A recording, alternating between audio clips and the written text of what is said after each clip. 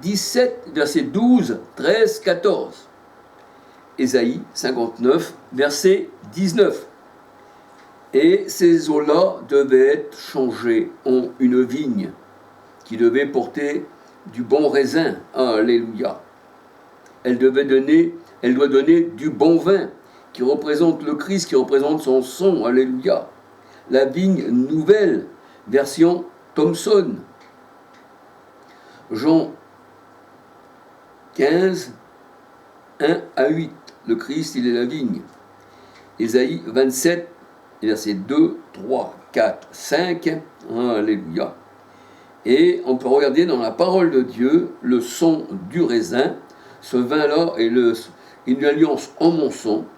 On peut regarder Deutéronome 32, verset 14, Genèse 49, verset 11-12. Le son du raisin. Alléluia. On peut dire aussi le son du Christ. Alléluia.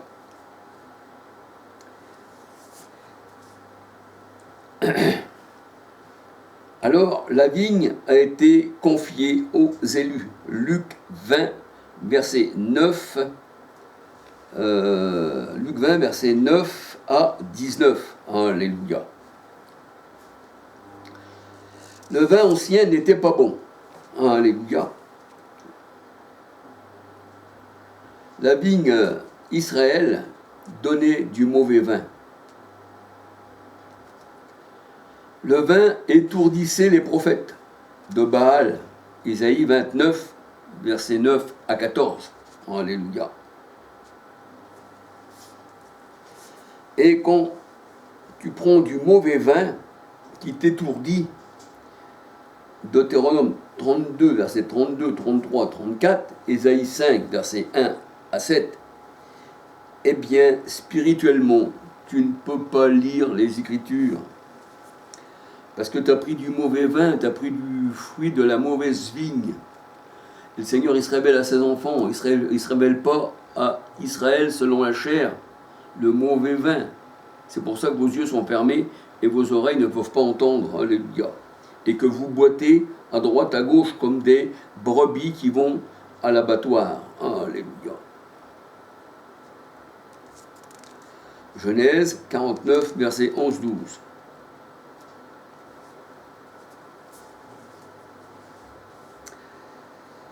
Ésaïe 29, versets 9 à 14.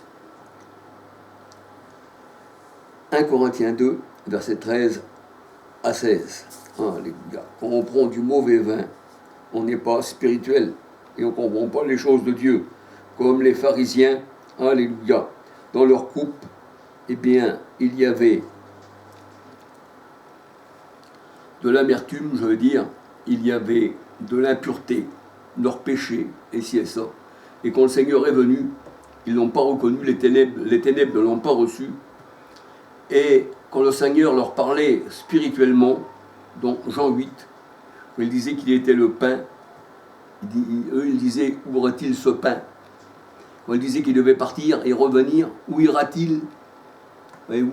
Et le Seigneur disait, vous ne comprenez pas mon langage parce que vous faites partie de l'opposition, de l'adversité, vous êtes du diable. Jean 8, verset 43, 44. Quand vous prenez le bon vin, Christ, alors vous comprenez les Écritures, parce que c'est la coupe de la nouvelle alliance. Si vous êtes dans l'ancienne alliance, vous ne pouvez pas comprendre les paroles du Christ. Si vous êtes resté dans les ténèbres, vous ne pouvez pas comprendre les paroles du Christ. Si vous êtes dans une religion quelconque que le Seigneur n'a pas bâtie, catholique qui est venu 350 ans après Christ, les protestants qui ont sorti des catholiques, toutes ces religions qui sont sionistes, qui n'ont rien à voir, ça c'est les ténèbres qui se transforment en lumière, en anges éblouissants. Eh bien là, vous allez à la mort avec ces gens-là. Alléluia.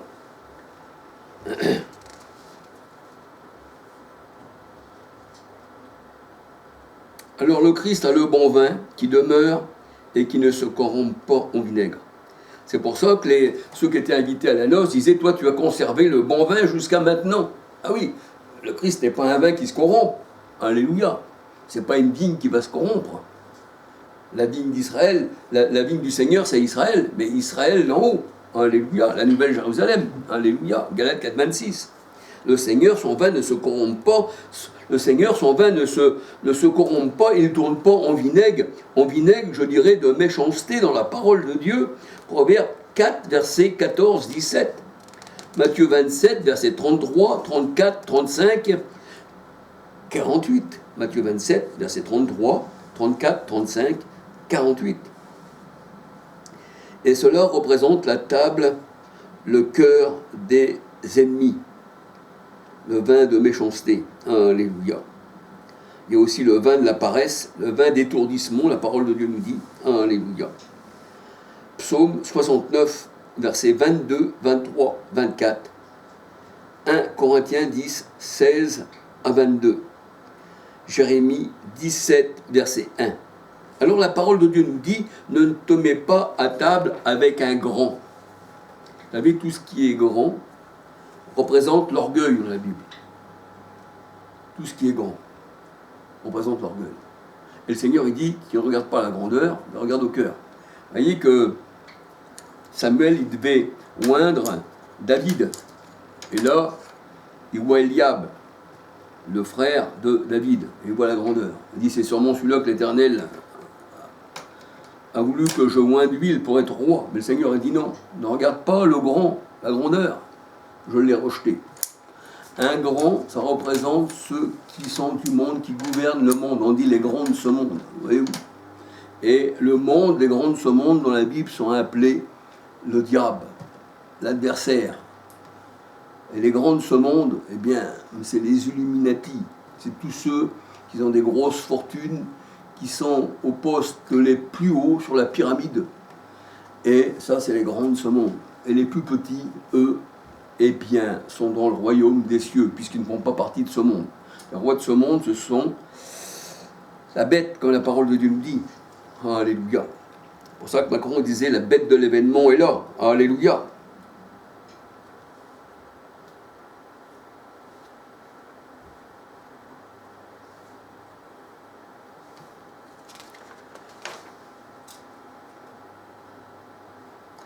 Alors la parole de Dieu nous dit, ne te mets pas à table avec un grand. Alléluia. Fais attention à ce qui est devant toi. Mets un couteau à ta gorge. Eh oui. C'est-à-dire, fais-toi plutôt du mal, mais ne convoite pas ces friandises. Proverbe 26, versets 22, 23, 24 à 28. Romains 3, 13 à 18. Ésaïe 32, verset 7. Alléluia. Ne convoite pas ces friandises, ne te mets pas à table avec un grand de ce monde, car il te présente un aliment trompeur. Il te présente un aliment trompeur. Proverbe 23, verset 3. Ne mange pas le pain de la méchanceté, le pain du faux évangile. Galates 1, verset 1, 6 à 11, 2 Corinthiens 11, versets 2, 3, 4. Alléluia. Ne convoite pas ces friandises, car il est comme sa pensée de son âme. Il est comme la pensée de son âme. Proverbe 24, verset 9. Il n'a pas la pensée du Christ. Mange, te dira-t-il, mais son cœur n'est pas avec toi. Proverbe 23, versets 17, 18, 19. Ne sois pas parmi les buveurs de vin, je dirais tourné en vinaigre, parmi ceux qui font des excès de chair, de table. 1 Corinthiens 10, 16, on voit qu'il y a les Juifs selon la chair, leur table, le Seigneur il dit, elle est abominable, de vomi, de toutes sortes d'ordures. Et le Seigneur dit, ne te mets pas à table avec eux. 1 Corinthiens 10, 16. Et vous lisez la suite. Alléluia. Proverbe 23, versets 20, 21, 22 à 35. Alors, voici ce qu'il dit le Seigneur encore. Ne regarde pas le vin qui paraît d'un beau rouge. Ah, il paraît d'un beau rouge, le vin. Oui, il se présente en vin de fête. Mais le Seigneur, il dit, ce vin-là, si tu te mets à la table avec un grand, avec son vin trompeur, eh bien, ce vin-là, il va te piquer comme un serpent. Mais il disait aux pharisiens, race de serpent, race de vipères. Alléluia. Ce vin-là, il va te piquer comme un serpent. Il paraît d'un beau rouge dans la coupe, mais regarde pas cette coupe qui a ce vin d'un beau rouge, car il va finir par te piquer comme un serpent, comme un basilic. Alléluia. Proverbe 23, versets 30 à 35. Deutéronome 32, versets 32, 33, 34. Ésaïe 5, versets 1 à 7. Alors, dans la parole de Dieu, il nous est dit, quand le désert se change en verger, le désert se change en verger par la venue du roi. Zacharie 9,9 nous dit, voici ton roi vient à toi, assis sur le petit d'un âne, le petit d'une ânesse. Alléluia. Donc là, c'est le Christ. Là, c'est le Christ qui vient vers toi. On était un désert. Israël aussi était un désert. Rien ne pouvait y pousser. Il n'y avait pas d'eau. Il n'y avait pas le Saint-Esprit. Quand il n'y a pas d'eau, ça veut dire qu'il n'y a pas le Saint-Esprit. Alléluia. C'est pour ça que le Seigneur dit dans sa parole, dans Ésaïe 32, versets 1, 2, 3, 4, 5, 6, 7, 15, eh bien, l'Esprit sera envoyé d'en haut et le désert deviendra une forêt, un verger. Alléluia. Car je répandrai des eaux, c'est-à-dire mon esprit, sur la terre desséchée dans le territoire aride. Ésaïe 44, verset 3, il me semble. Alléluia. Et là, on voit que c'est l'homme nouveau qui reprend vie, c'est l'homme ancien qui a été changé, qui reprend vie, le désert reprend vie, l'eau a été versée dans le désert. Venez à moi, vous tous qui avez soif, et je vous donnerai une eau qui jaillira en vous jusqu'à dans la vie éternelle. Et il parlait de l'esprit que devaient recevoir ceux qui croiraient en lui. Alléluia. Donc, gloire au Seigneur, il a fait de nous une nouvelle terre. J'appellerai ta terre ensuite épouse.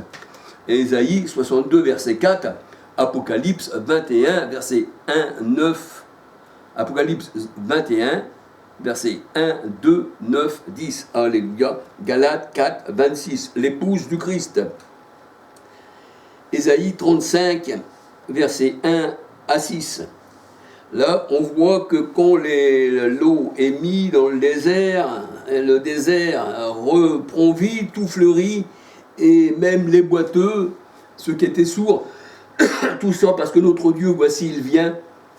Et dans Matthieu 11, verset 5, le Seigneur, eh bien, il dit, allez dire à Jean, voici, les boiteux voient, les boiteux marchent, les aveugles voient, et les sourds entendent, et les muets parlent. Alléluia.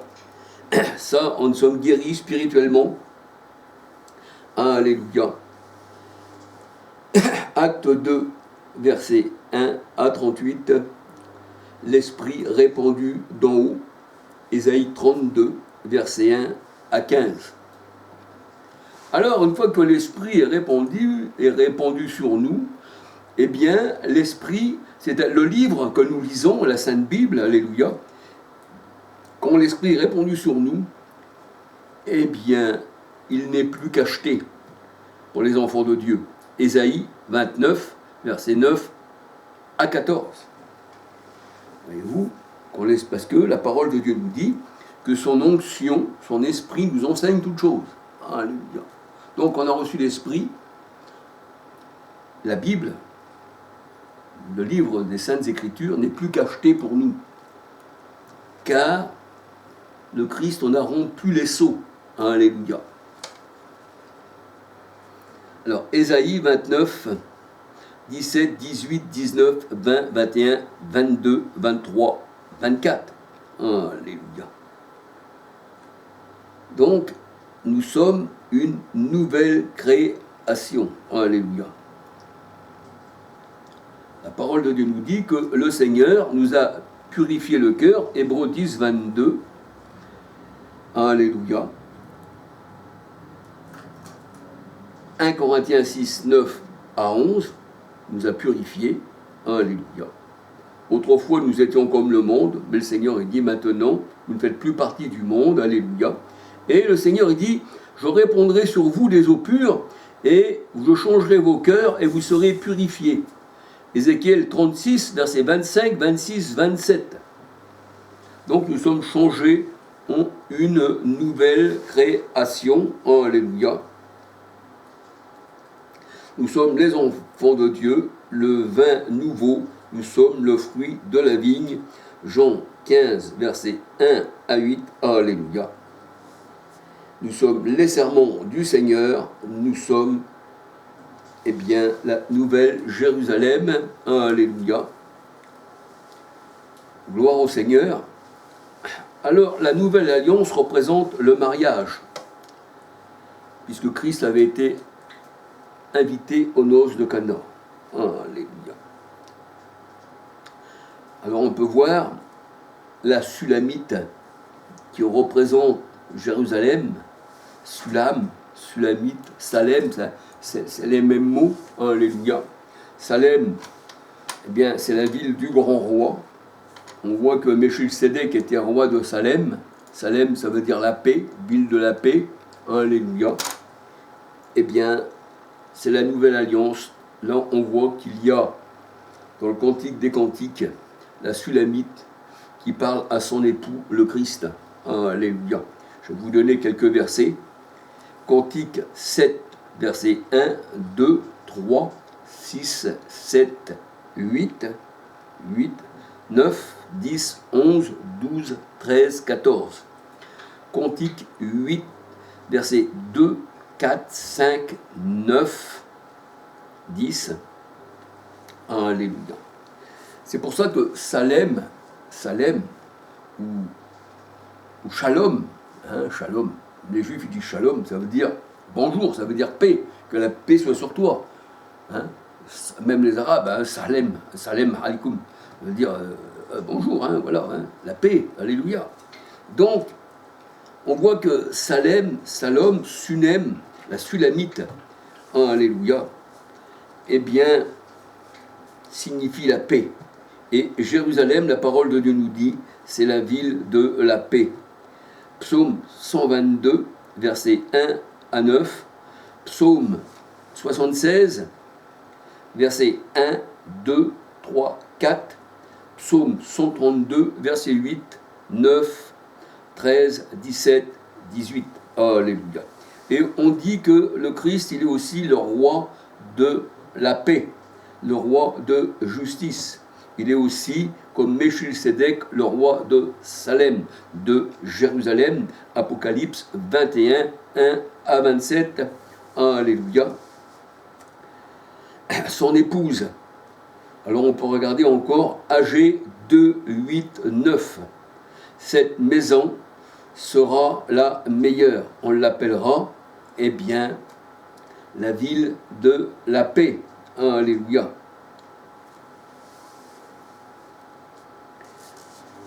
Alors, on peut voir que les péchés de l'ancienne alliance est resté sur le peuple jusqu'à la venue du Seigneur.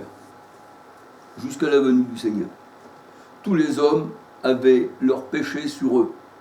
Parce que la parole de Dieu, elle dit, le sang des boucs, l'eau d'une vache ne pouvait pas purifier au sujet de la conscience ceux qui avaient reçu cette eau.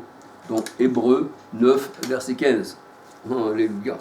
Donc, les péchés du peuple, c'est pour ça que Jean-Baptiste, il était venu pour la rémission des péchés. Il avait été trouver les Juifs et il leur disait de se repentir. Mais il y en a qui ont refusé le baptême de Jean-Baptiste et ils ont annulé à leur égard les desseins de Dieu. Alléluia. C'est ce qu'on voit dans la parole de Dieu. Alléluia. Donc, les péchés demeuraient sur les Juifs, bien qu'ils avaient Sivas pour leur purification. Ça ne les purifiait pas de leurs péchés. Leurs péchés demeuraient sur eux, comme sur les pharisiens. C'est pour ça que le Seigneur dit, si vous ne savez pas qui je suis, vous mourrez dans vos péchés. Jean 8, 24. Alléluia. Et il n'y a que l'agneau qui ôte le péché, le Christ, qui ôte le péché. Jean 1, 29. Les péchés demeuraient sur dans l'Ancienne Alliance sur ceux qui étaient sous la loi. La parole de Dieu nous dit les péchés étaient restés impunis jusqu'à un temps de patience de Christ. Les péchés étaient restés impunis. Alléluia. Romains 3, versets 23, 25, 26, 29, 30. Acte 9, 15, acte 17, verset 30, 31. L'eau de purification dans les Saintes Écritures, dans l'Ancienne Alliance, ne pouvait pas purifier le peuple. Les cigares étaient un symbole.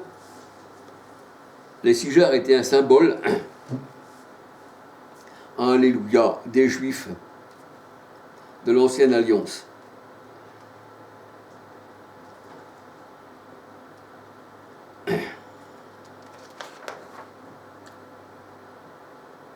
Alors, la parole de Dieu, elle dit que dans l'Ancienne Alliance, eh bien, les Juifs, la parole de Dieu nous dit que l'Éternel n'avait pas trouvé foi parmi ceux de l'Ancienne Alliance. Il n'avait pas trouvé foi. Tout le monde s'était tourné vers les idoles. Donc, quand on regarde dans Juge 17, la Bible, elle dit, si on lit tout le chapitre, Juge 17, 1, et qu'on lit tout, eh bien, on voit que la parole de Dieu nous dit, il n'y avait pas de roi en Israël. Chacun faisait ce qu'il voulait. Il n'y avait pas de roi. Alors on voit qu'ils étaient tournés vers les idoles, chacun faisait ce qu'il voulait. Et quand Jean-Baptiste est venu appeler à la repentance, les Juifs qui se tournent vers le Seigneur, voici l'agneau qui ôte le péché, il y en a des Juifs qui ont rejeté le Seigneur. C'est pour ça que la parole de Dieu, elle dit qu'il est venu apporter l'épée, il est venu apporter la division. Et à cause de la parole de Yeshua, la Bible, elle dit, et il y avait une division chez les Juifs à cause de la parole du Christ. Alléluia. Alors, il n'avait pas trouvé foi, comme on voit aussi dans Hébreux, on peut lire aussi Hébreux 6, versets 4 à 9, Hébreux 4, versets 1, 2, 3, 4, 5, 6, 7, 8, 9, 10, 11. Alléluia. Psaume 95, versets 8, 9, 10, 11. Alléluia. Et sans la foi, la Bible elle dit, Hébreux 11, 6, il est impossible que l'on plaise au Seigneur. C'est pour ça qu'Abraham est appelé le père de la foi. Mais il devait attendre la venue du Christ. Alléluia. C'est pour ça que le Seigneur il dit, quand vous verrez Abraham, Moïse et les prophètes dans le royaume des cieux, et que vous serez jetés dehors, il y aura des pleurs et des grincements de dents. Alléluia. Alors, sans la foi, il était impossible de plaire au Seigneur, car le Seigneur n'a pas trouvé la foi chez les Juifs de l'Ancienne Alliance. Nombre 19, versets 1, 2, 18, 20, 21, Ézéchiel 22, verset 24. Alléluia.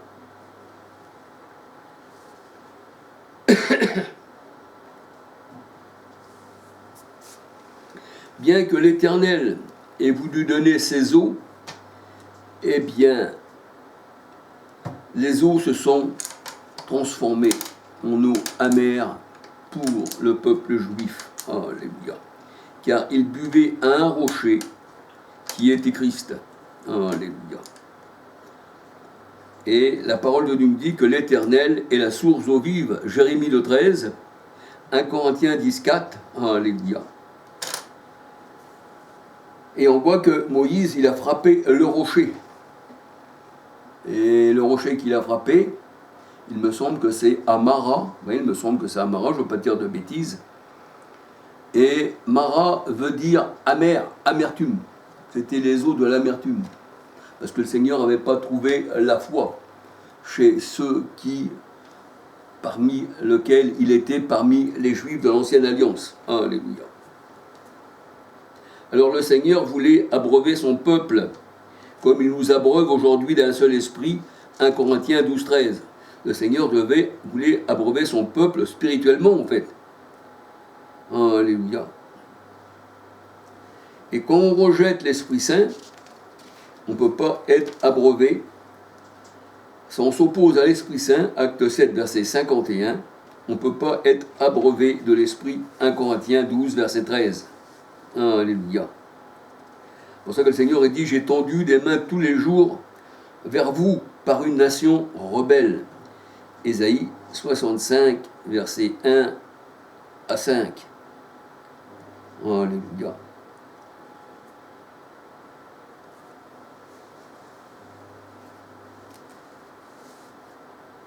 Et quand on regarde dans 1 Corinthiens 10, versets 18, 19, 20, eh bien, les Juifs, selon la chair, n'ont pas eu la foi dans le Seigneur.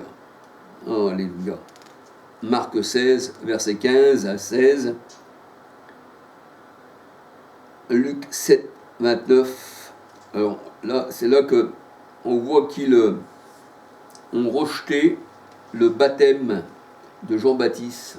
Alléluia. Dans Luc 7, 29, 30, 31, 32, je vais le lire, frères et sœurs. Luc 7, 29. Luc 7, 29.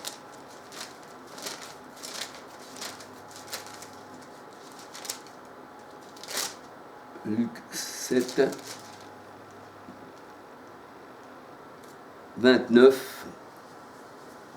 Alors, Luc 7, 29, et tout le peuple qui l'a entendu, et même les publicains, ont justifié Dieu en se faisant baptiser du baptême de Jean. Mais les pharisiens et les docteurs de la loi, en ne se faisant pas baptiser par lui, ont rendu nul à leur égard le dessein de Dieu. Alléluia.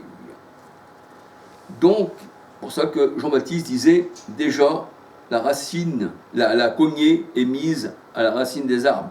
Si vous ne portez pas de bons fruits, vous serez jetés au feu. Alléluia. Donc on voit que les pharisiens ne se sont pas fait baptiser du baptême de repentance. Ils ne se sont pas repentis de leurs péchés. Ils sont restés sous la malédiction de la loi. Alléluia.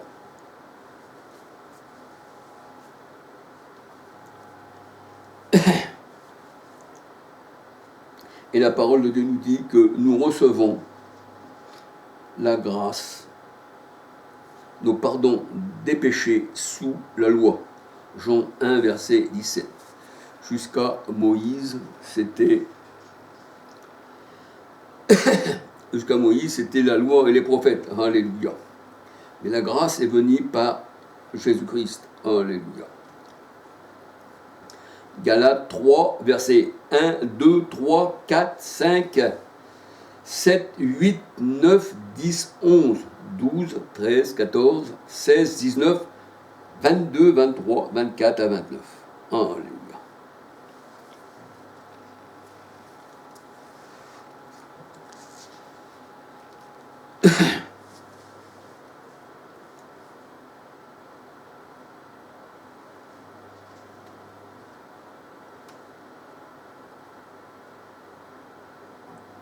Alors, nous voyons dans Hébreux 7, 9, 10, 12, 13, 14, 15, 16, 18, 19, 20, 21, 22, 23, 25, 26, 28, que la conscience, les cœurs ne pouvaient pas être purifiés sous la loi.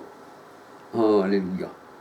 La loi, la parole de Dieu nous dit, n'était pas l'exactitude de la réalité, mais elle était une ombre de la réalité. La loi n'a mené personne à la perfection, parce que c'était le ministère de la mort et de la condamnation. 2 Corinthiens 3, versets 7, 8, 9, 10, 13, 18. Alléluia. La parole de Dieu nous dit que si, sous la loi, ils auraient été purifiés, ils n'auraient plus de péché. Voyez-vous, si sous la loi ils avaient été purifiés, alors que la loi ne pouvait pas être purifiée, les Juifs, c'est sous la grâce, c'est le Seigneur, c'est l'agneau qui nous purifie. Eh bien, la parole de Dieu nous dit, ils n'auraient plus de conscience de leur péché, mais leur péché est renouvelé à chaque fois. Sous la loi, leur péché est renouvelé à chaque fois.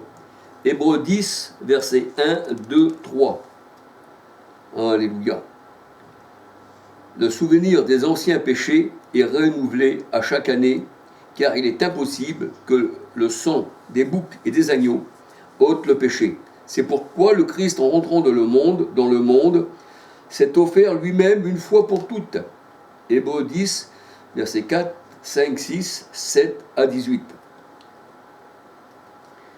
Parce que la Bible elle dit, sans effusion de sang, il n'y a pas de pardon. Et le sang du Christ nous purifie de tout péché. Alléluia.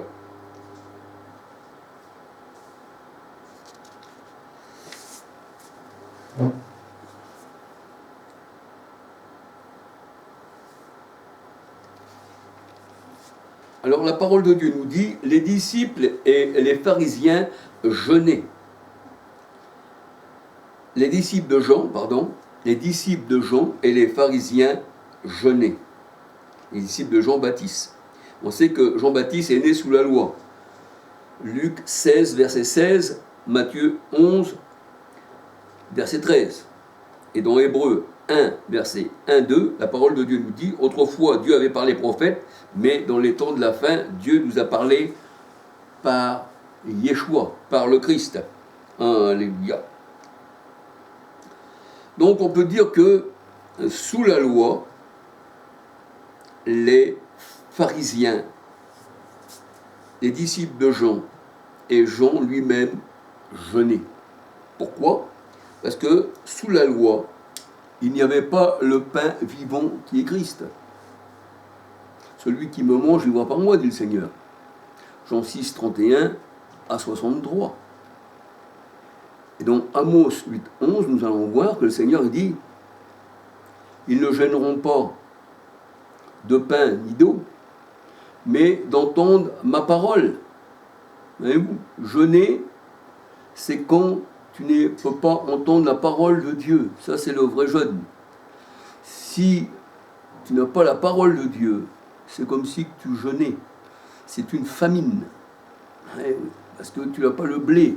Si le grain de blé ne meurt, il reste seul. Donc le Seigneur, c'est le blé. C'est qui fait le pain, c'est la farine. Nous avons tous part à un même pain, la parole de Dieu nous dit. Alors, les disciples de Jean-Baptiste et Jean-Baptiste, qui était né sous la loi, jeûnaient. Alléluia.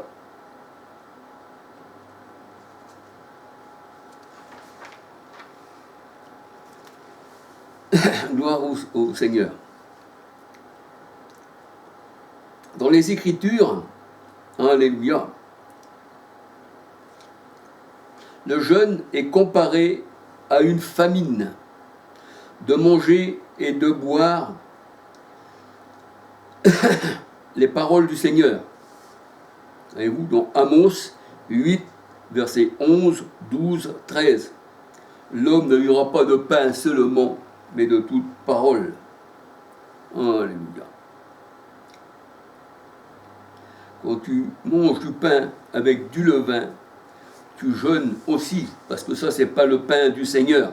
C'est un vin qui a été, on va dire, corrompu. Alors, Amos 8, 11, 12, alléluia.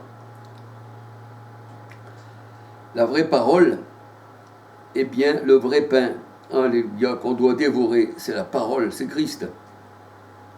Alléluia. Jérémie 14, verset 12. La parole qui sort de la bouche de Dieu, alléluia.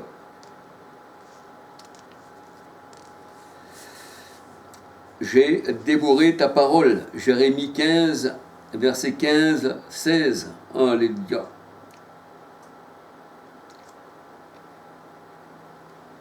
Alors, mes frères et sœurs, que le Seigneur vous bénisse, que le Seigneur vous garde, parce que je ne veux pas aller plus loin, sinon ça sera trop. Alléluia. Il y a un temps pour toute chose. Que le Seigneur vous bénisse, que le Seigneur vous garde. Voilà, je vais vous partager encore ceci pour compléter ce que j'avais dit la dernière fois.